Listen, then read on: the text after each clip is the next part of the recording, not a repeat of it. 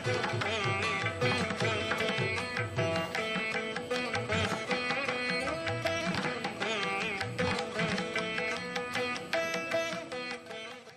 DD Tamil நேயர்களுக்கு அன்பு வணக்கம். பலமுடன் வாழ யோகா இந்த நிகழ்ச்சியில் இன்றைக்கி ஒரு அற்புதமான யோகா பயிற்சியோடு உங்களை சந்திக்கிறதுல பெரும் மகிழ்ச்சி. இன்றைக்கி என்ன ஆசனம் அப்படின்னு கேட்டிங்கன்னா, சிஷோனாசனா, ஆங்கிலத்தில் வந்து எக்ஸ்டெண்டட் பப்பி போஸ் அப்படின்னு சொல்லுவாங்க.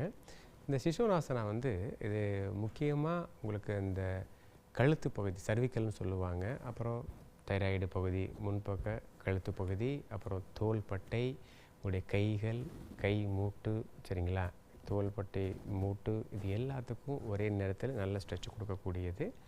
இதில் கூடுதலாக ஒரு பலன் அப்படின்னா வயிற்று பகுதியை உள்ளே பிடிச்சி இழுக்கிற மாதிரி வரும் அதில் செய்யும் பொழுது.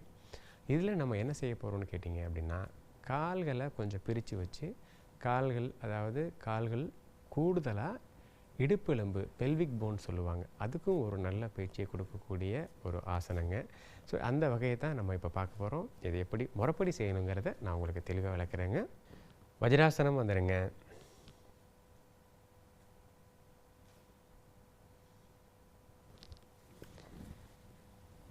இப்போ பப்பி போஸ், சிஷோனாசனா.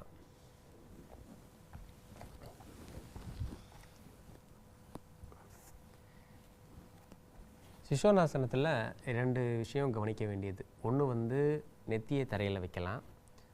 அது கொஞ்சம் அட்வான்ஸான லெவல் என்னென்னு கேட்டிங்க அப்படின்னா, நம்ம தாடை அது கீழே வைக்கிறது. அது உங்கள் விருப்பம் தான், எது வேணாலும் கீழே வச்சுக்கலாம்.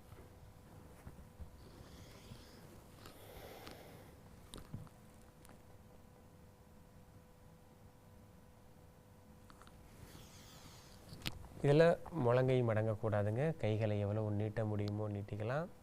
இந்த தொடை பகுதி வந்து 90 டிகிரி இருக்கணும். இதெல்லாம் வந்து சிஷோனாசனா. சரிங்க, இப்போ இதில் என்னங்க பண்ண போகிறோம், நம்ம இந்த முட்டிக்கு நேராக இந்த கால், வலது காலம் இடது காலம், ஏன்னா 2 காலம் தான் நம்ம செய்யணும். பண்ணிவிட்டு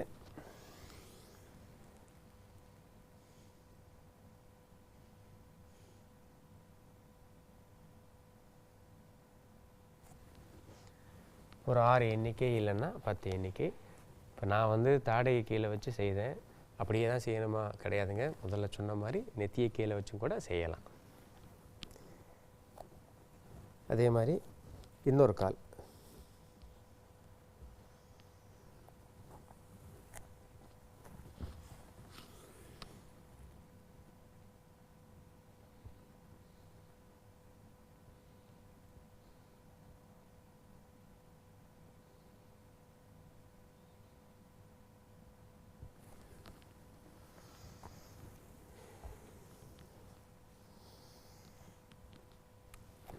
ஓய்வு வந்து சசங்காசனம். முட்டியை கொஞ்சம் பிரித்து வச்சுக்கோங்க.